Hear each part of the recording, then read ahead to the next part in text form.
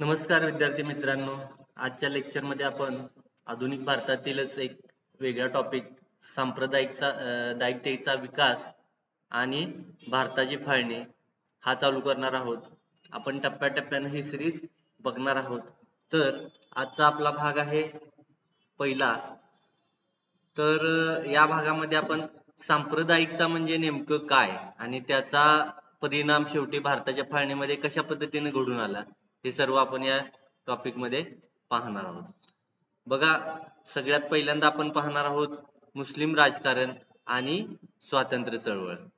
कशा पद्धतीनं सांप्रदायिकता पसरत गेली, म्हणजे वेगवेगळ्या कम्युनिटीमध्ये कसा पद्धतीनं भेदभाव निर्माण होत गेला, यालाच सांप्रदायिकता असं म्हटलं जातं. बघा, 19व्या शतकाच्या शेवटी भारतात मुस्लिम सांप्रदायिकवादाचा व अलगतावादाचा उदय झालेला आहे.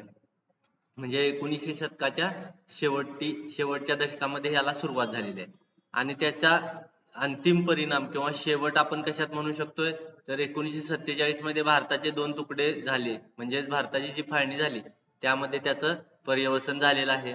आता ब्रिटिशांनी भारतावरती जे राज्य केलं त्याचे मुख्यतः प्रिन्सिपल किंवा तत्व कोणतं होतं, तर डिवाइड आणि रूल, म्हणजेच भारतीयांचं फोडा आणि झोडा या पद्धतीनं राज्य करणं हे त्यांचं तत्व होतं.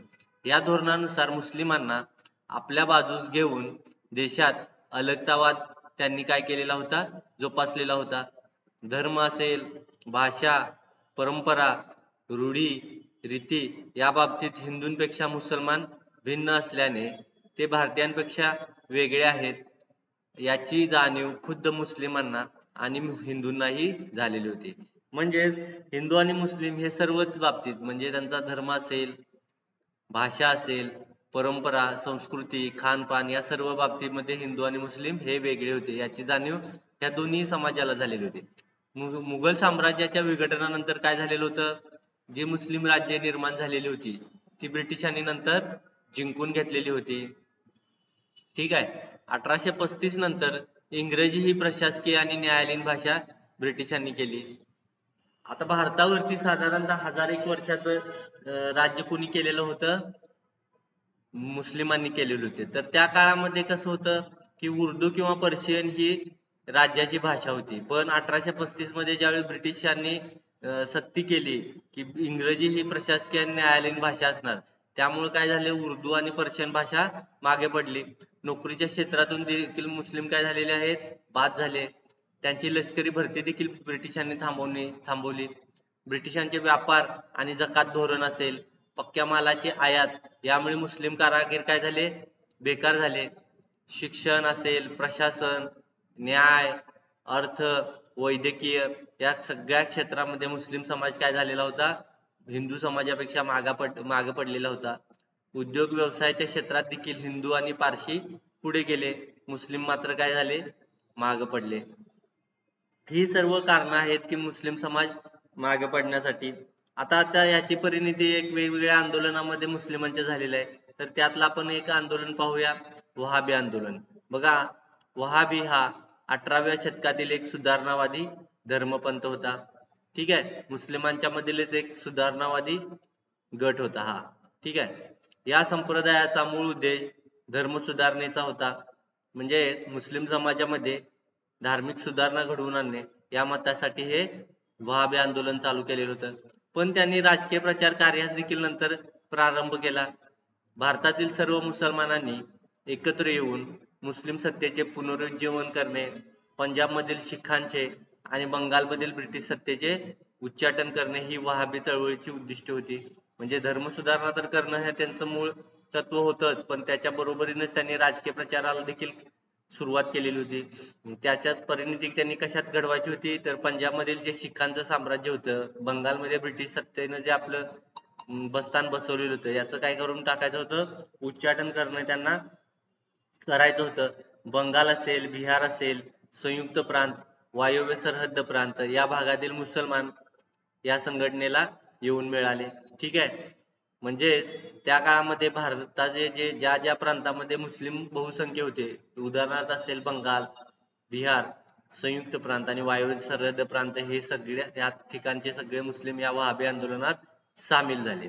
वहाबींनी ब्रिटिशांविरोधात व साम्राज्यशाही विरोधात जिहाद पुकारला.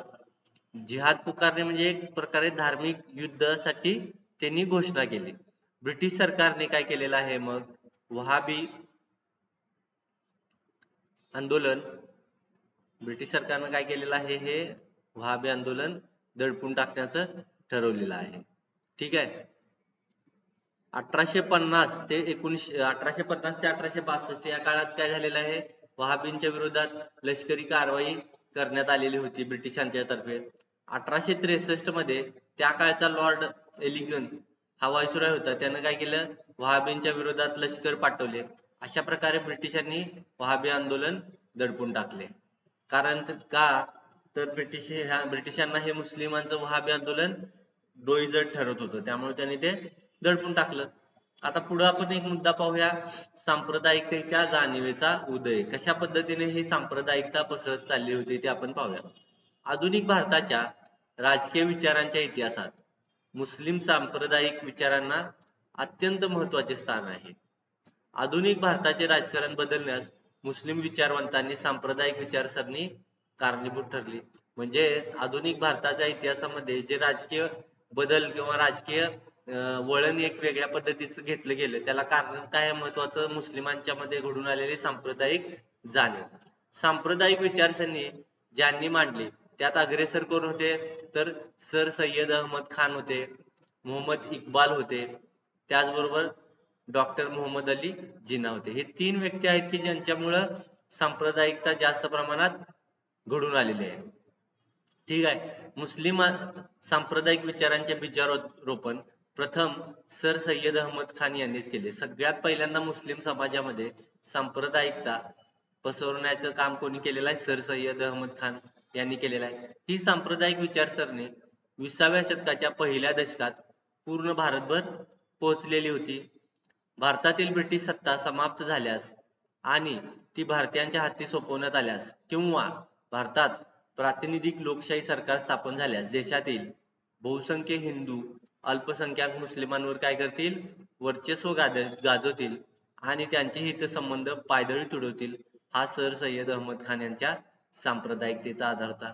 म्हणजे काय सांगितलेलं आहे सर सय्यद अहमद खान यांना भीती कशाची होती तर भारतामध्ये जे ब्रिटिश सरकार होते, ब्रिटिश सत्ता होती ईस्ट इंडिया कंपनीची किंवा नंतरच्या काळामध्ये डायरेक्ट ब्रिटिश राजाची सत्ता आली, त्यात हे जर भारतातून निघून गेले किंवा संपुष्टात आले तर काय होणार या देशावरती कोणाचं राज्य येणार एक तर हिंदूंचं येणार किंवा लोकशाही सरकार स्थापन होणार. आणि अशा वेळी काय होणार भारतामध्ये जे अल्पसंख्याक मुस्लिम होते त्यांच्यावरती अन्याय अत्याचार घडून येतील या पद्धतीची त्यांना एक भीती होती आणि त्या भीतीचंच पर्यवसन कशात झालेलं होतं सांप्रदायिकतेमध्ये घडून आलेलं होतं. ठीक आहे. हे झालं सर सय्यद अहमद खान यांच्या विचाराबद्दल. आता आपण सर सय्यद अहमद खान यांच्याबद्दल डिटेल मध्ये माहिती घेणार आहोत. ती दोन मुद्द्यांच्या आधारे राजकीय आणि सामाजिक विचारसरणी त्यांची कशी होती.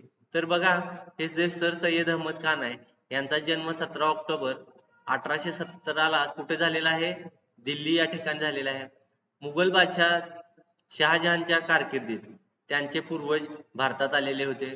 म्हणजे मुघलांच्या काळात शहाजहानच्या काळातच त्यांचे पूर्वज भारतात आलेले होते. पारंपरिक मुस्लिम पद्धतीने प्राप्त झालेल्या शिक्षणात त्यांनी नैपुण्य मिळवलेले होते त्यांच्या पूर्वजांनी. 1839 मध्ये ते ईस्ट इंडिया कंपनीत कारकून म्हणून नोकरीला लागलेले होते. 1839 ला ते ईस्ट इंडिया कंपनीत नोकरीला होते. 1857च्या उठावाच्या वेळी ते ईस्ट इंडिया कंपनीत नोकरीला होते.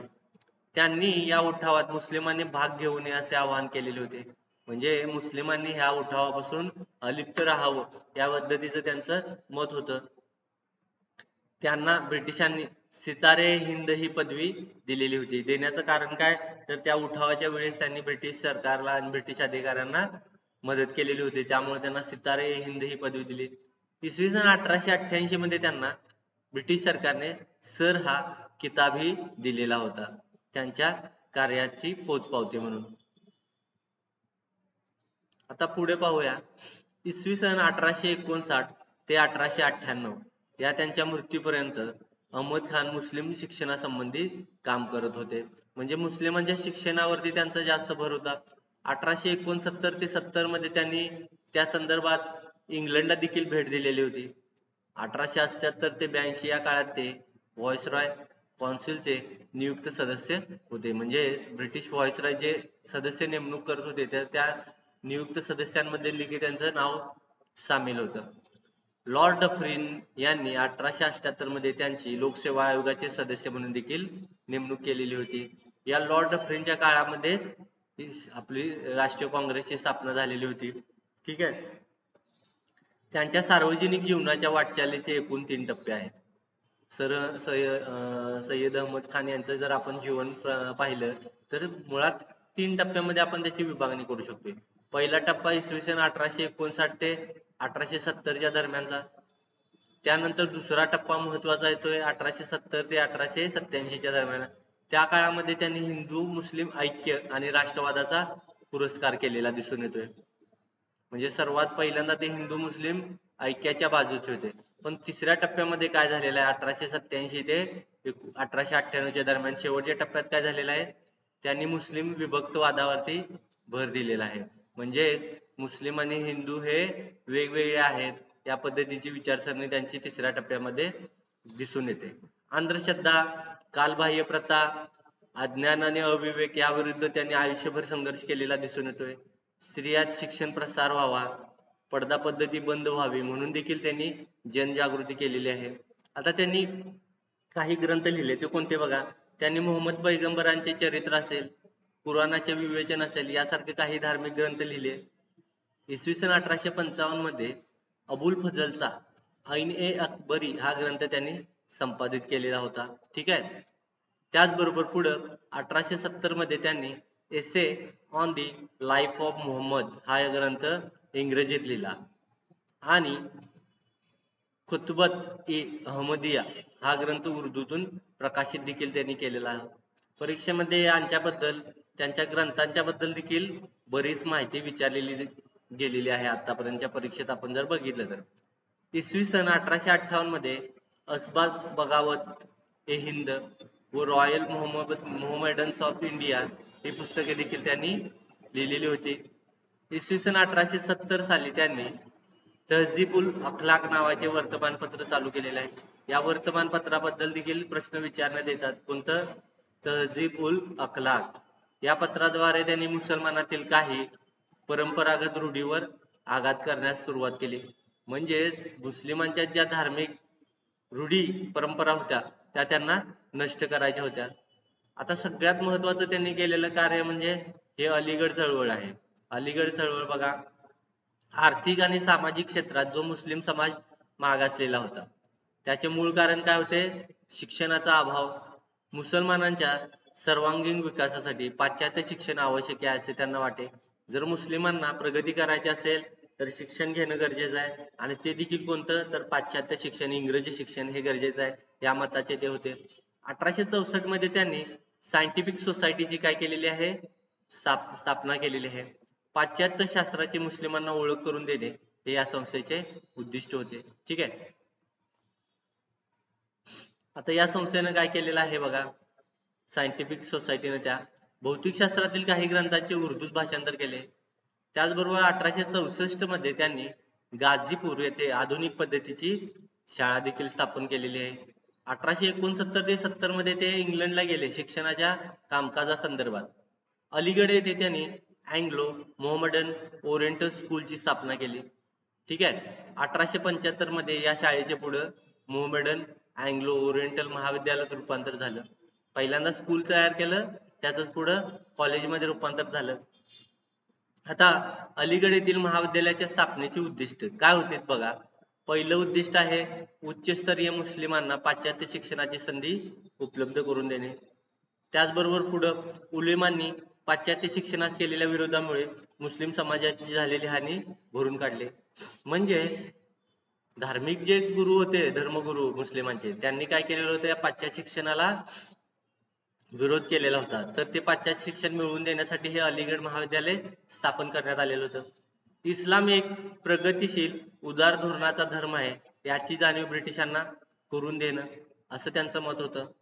मुस्लिमात ब्रिटिशांप्रती राजनिष्ठा निर्माण करणे.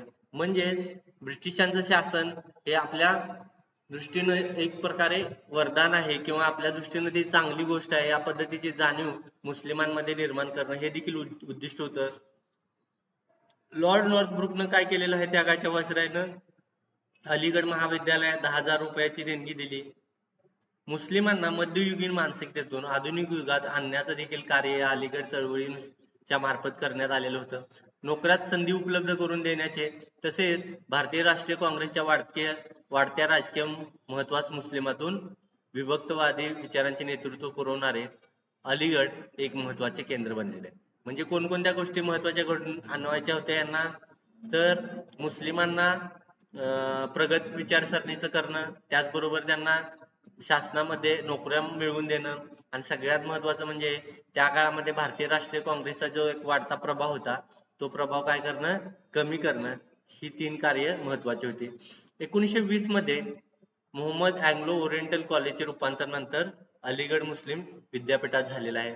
सुरुवात शाळेतून झाले, ज्याचं रूपांतर नंतर महाविद्यालयात झालं आणि त्याच नंतर त्याचं रूपांतर पुढं विद्यापीठात झालेलं आहे.